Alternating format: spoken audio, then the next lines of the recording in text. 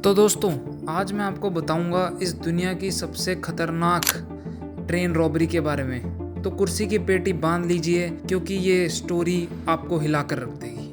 तो क्या हुआ था उस दिन 7 अगस्त 1963 को, जो इस रॉबरी को दुनिया की सबसे बड़ी रॉबरी का नाम मिला, जिसको टाइटल मिला द ग्रेट ट्रेन रॉबरी का। रॉबरी का प्लान बनाया गया था 4 लोगों द्वारा। इन चारों का नाम था Reynold Edwards, Charles Wilson, Douglas Goody और मास्टरमाइंड का नाम था ब्रूस रेनॉल्ड्स।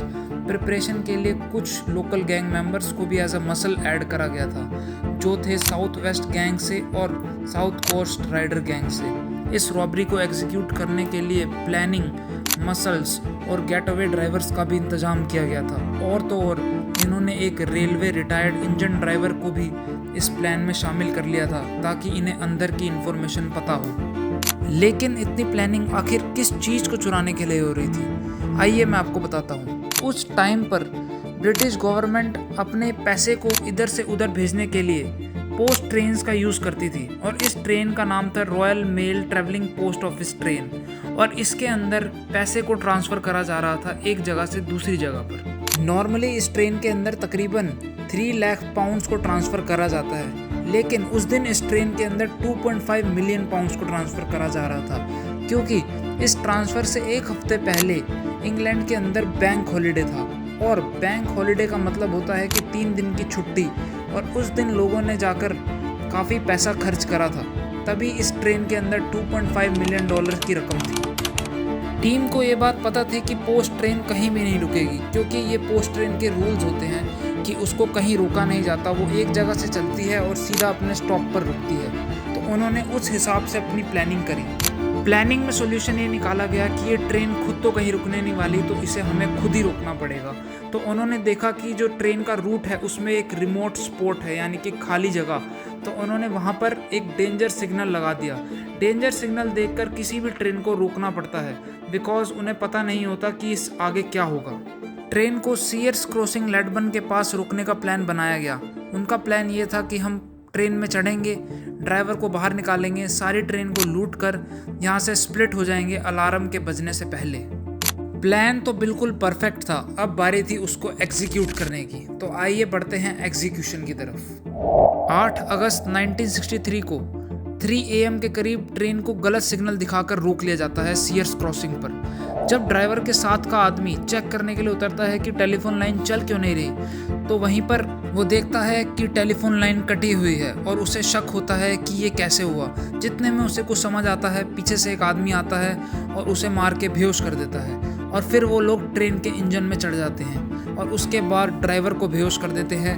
और फिर एक आदमी जिसको उन्होंने हायर करा था ट्रेन इंजन चलाने के लिए, यानी कि जो रेलवे का पुराना आदमी था, वो ट्रेन को एक ब्रिज के पास ले जाता है जहाँ पर वो इस चोरी को एग्जीक्यूट करते हैं। पूरी ट्रेन को नहीं ले जाया जाता, ट्रेन के सिर्फ 2 डब्बों को ले जाया जाता है, क्योंकि उन्हें पता था कि इंजन के साथ जुड़े पहले 2 डब्बों में ही पैसा पड़ा है सारा। जैसे ही वो लोग ब्रिज पर पहुँचते हैं, वहाँ पर बाकी के लोग उनका वेट कर रहे होते हैं, और वो जल्दी से ट्रेन को रोककर एक ह्यूमन चेन फॉर्म करते हैं और 128 बोरे कैश ट्रेन से ट्रांसफ़र करने लगते हैं 2 लैंड रोवर के अंदर। 15 मिनट के अंदर ये सारे कैश को ट्रांसफ़र कर देते हैं दोनों लैंड रोवर के अंदर। लैंड रोवर्स की सेम नंबर प्लेट होती है और ये 15 लोगों का ग्रुप गैंग होता है। जल्दी से पैसा ट्रांसफ़र कर कर ये लोग वहाँ से गायब हो जाते हैं। क्राइम सीन पर से गायब होने के बाद ठीक 45 मिनट के अंदर VHS रेडियो से पुलिस की सारी खबर सुनते हुए ये लोग एक फार्म पर इकट्ठा होते हैं। ये फार्म क्राइम सीन से 27 माइल्स दूर होता है। इस फार्म का नाम होता है लेदर स्लेड फार्म। वहाँ पर जाकर वो पैसे को डिवाइड करते हैं 16 शेयर्स के अंदर। ईच शेयर हर किसी के हिस्से में 150,000 पाउंड्स के करीब आता है, जो आज के हिसाब से 3 मिलियन डॉलर के करीब होगा। अगर चोरी की रकम की बात करी जाए, आज के ज़माने में वो चोरी की रकम अगर इंडियन करेंसी में कन्वर्ट करी जाए तो तकरीबन 300 करोड़ के आसपास बैठती है। रॉबरी के समय जो टेलीफोन लाइंस कट करी गई थी, उससे पुलिस को इन्वेस्टिगेट करने में बहुत दिक्कत हो रही थी, और ये चीज़ वो अपने घर बैठे रेडियो पर सुन रहे थे। और उनका प्लान था कि संडे को हम यहाँ से निकल जाएंगे। लेकिन जो वहाँ पर गवाह थे, उन्होंने पुलिस को सही डायरेक्शन में पॉइंट करा, जिससे कि उनको प्लान को संडे से हटाकर फ्राइडे को निकलने का करना पड़ा। सभी क्रू मेंबर्स में से एक क्रू मेंबर जिसका नाम था ब्रायन फील्ड, उसने सबकी मदद करी फार्म हाउस से निकलने में और कहीं छुपने में, और उसने सबसे वादा करा कि वो सारे फिंगरप्रिंट मिटाकर घर में आग लगा देगा और उसके बाद वो लोग उस पैसे के साथ अपने अपने रास्ते चले जाएंगे और उनकी लाइफ सेट हो जाएगी जब ये सर्च ख़त्म हो जाएगा और पुलिस वालों को कुछ नहीं मिलेगा। प्लान को पुल्ड ऑफ कर लिया गया था बिना किसी दिक्कत के। एक इन्वेस्टिगेशन को जल्दी से लॉन्च करा गया। पुलिस ने जल्दी से क्लूज के लिए ट्रेन को सर्च करना शुरू करा। पोस्टमास्टर जनरल ने 10,000 पाउंड्स का रिवॉर्ड रखा पहले इंसान के लिए जो एविडेंस लाकर देगा उन लोगों के जो चोरी करके यहाँ से भागे हैं। ठीक 5 दिन के बाद पुलिस को टिप आती है कि एक लोकल हेड्समैन ने बताया है कि ग्रुप ऑफ मैन एक फार्म हाउस को छोड़कर 2 लैंड रोवर में देखे गए हैं। पुलिस जल्दी से इन्वेस्टिगेशन करते हुए फार्म हाउस पर पहुंचती है और अब हमें पता चलता है कि फार्म हाउस को जलाया भी नहीं गया था, क्योंकि जिस इंसान को ये ड्यूटी दी गई थी वो टीम को धोखा देकर वहाँ से गायब हो गया था अपना शेयर लेकर। और चाहे रॉबर्स अपने फिंगरप्रिंट्स के साथ कितना भी केयरफुल रहे हों, लेकिन फ्यू स्पॉट्स पर उनके फिंगरप्रिंट पाए गए, जैसे कि केचप बोतल के ऊपर और वो मोनोपोली सेट का गेम सेट जिससे वो मोनोपोली गेम खेल रहे थे असली पैसों के साथ। वो उस पैसों के साथ खेल रहे थे जो पैसे उन्होंने चुराए थे और इस गेम के अंदर उन पैसों को करेंसी की तरीके से यूज़ कर रहे थे। और तो और लैंड रोवर्स भी अनटच्ड खड़ी हुई थी। आफ्टर सम टाइम ये देखा गया कि कुछ लोग सामने आए जिन्होंने इस रॉबरी के प्लान को सुना था और उनसे इस रॉबरी के प्लान की डिस्कशन हुई थी, बट उनको जेल हो गई थी तो वो इस रॉबरी को नहीं कर पाए थे। लेकिन वो लोग 100% श्योर नहीं थे कि इन लोगों का नाम क्या है जिन्होंने रॉबरी को एग्जीक्यूट करा हुआ है। फिर भी उन्होंने कुछ नाम प्रोवाइड करे। जिन नामों को प्रोवाइड करा गया वो काफ़ी थे उस डायरेक्शन में पॉइंट करने के लिए जहां पर ये लोग जा रहे थे। उसके बाद 9 गैंग मेंबर्स की अरेस्ट हुई और ब्रूस रेनॉल्ड को भी पकड़ लिया गया जो कि इस चोरी का मास्टरमाइंड था। पूरे 5 साल बाद 1968 में ब्रूस रेनॉल्ड्स को जब पकड़ा गया तो उसके साथ बस 5 लोग भागे जो रह गए थे। उनको भी बाद में पकड़ा गया जो एज अ मसल रॉबरी में काम कर रहे थे। सबको पकड़ने के बाद भी पुलिस पूरा पैसा नहीं रिट्रीव कर पाई, सिर्फ 4 लाख पाउंड ही मिल पाया। बाकी का सारा पैसा खर्च दिया गया था चोरों द्वारा। आइए जानते हैं इनको पकड़ने के बाद इन सबको क्या सज़ा मिली। ब्रायन फील्ड जिन्होंने सबके बारे में इन्फॉर्म करा था उनको 1964 में जेल करार दी गई और 1967 में उनको रिलीज़ कर दिया गया। उन्होंने अपना नाम चेंज कर शादी कर ली और काम किया बच्चों की चिल्ड्रन बुक सेंटर पर, और वो एक कार क्रैश में 1979 में मारे गए। चार्ली विल्सन जो कि एक ऑर्गेनाइज़र थे वो कनाडा चले गए थे और उनको 1968 में पकड़ लिया गया। उसके बाद उनको 1978 में रिलीज़ करा गया जेल से और फिर वो स्पेन मूव कर गए। वहाँ पर वो ड्रग्स में इन्वॉल्व हो गए थे और उनको स्मगलिंग के वक्त किसी गैंग मेंबर ने शूट कर दिया 1998 में और उनकी लाश उनके विला में मिली स्पेन के अंदर। रॉय जेम्स एक गेट अवे ड्राइवर जिनको 1963 में अरेस्ट कर लिया गया और 1975 में रिलीज़ करा गया। उसके बाद उन्होंने कोशिश करी मोटर रेसिंग में दोबारा जाने की, लेकिन उसके बाद वो एक सिल्वर स्मिथ बन गए जो कि ट्रॉफी बनाते थे फॉर्मूला 1 प्रमोटर्स के लिए। लेकिन 1983 में फिर से उन्हें पकड़ लिया गया टैक्स चोरी के कारण गोल्ड के ऊपर और फिर उनको अरेस्ट कर लिया गया। 1993 में उन्होंने अपने फादर को शूट कर दिया और अपनी वाइफ को भी गोली मारी और उसके बाद उन्हें फिर अरेस्ट कर लिया गया। 1997 में उनकी एक हार्ट सर्जरी हुई और उनको प्रिजन से रिलीज़ कर दिया गया, पर प्रिजन से रिलीज़ करने के कुछ दिनों बाद ही उनकी हार्ट अटैक से मौत हो गई। रोनाल्ड एडवर्ड एक ऑर्गेनाइज़र जिनको सेंटेंस हुआ था 1966 में और उनको रिलीज़ करा गया था 1975 में। उन्होंने एक फ्लावर सेलर का काम करा वाटर स्टेशन के सामने।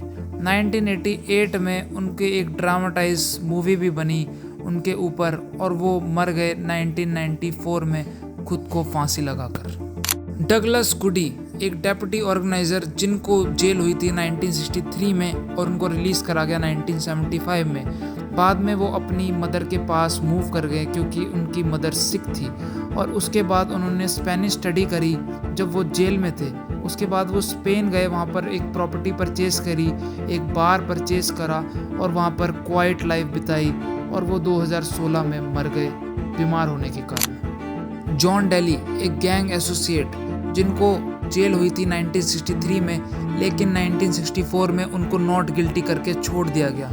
जब उन्हें पता चला कि उनका सारा पैसा चला गया है तो उन्होंने सारे गलत काम छोड़कर सही रास्ता अपना लिया और कॉर्नवॉल की स्ट्रीट्स पे स्वीपर का काम करने लगे, बिना किसी को अपना पास्ट बताए, ताकि उन्हें दोबारा से ट्रायल फेस ना करना पड़े। वो 2013 में पूरे हुए। रॉजर कॉर्डरी एक इलेक्ट्रिशियन एक्सपर्ट जिन्होंने ट्रेन को रोकने में मदद करी थी, उनको सेंटेंस दी गई 1963 में जब उन्हें अरेस्ट करा गया 10 नोटों के साथ जिससे वो पेमेंट करने की कोशिश कर रहे थे, और रिलीज़ करा गया 1971 में। उनका सारा पैसा चला गया था और उन्होंने अपने आप को शरीफ बना लिया और अपने सिस्टर के बिजनेस में काम करने लगे।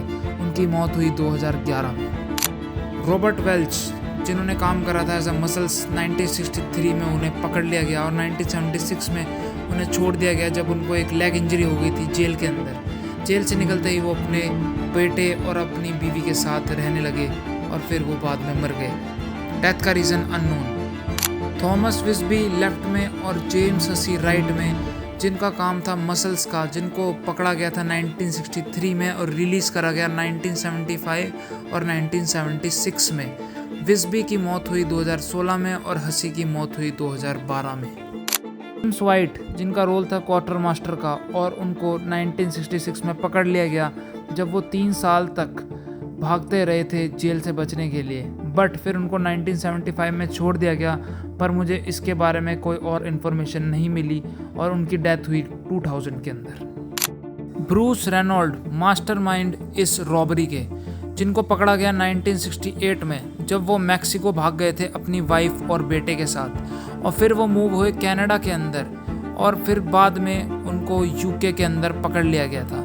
और जब उनको रिलीज़ करा गया 1978 में तो उन्होंने वर्क ढूंढने की कोशिश करी एक टेक्सटाइल ट्रेड इंडस्ट्री में, बट उन्होंने बहुत सारा पैसा ले लिया था गैंग मेंबर्स से। उसके बाद उनको फिर अरेस्ट करा गया 80s के अंदर।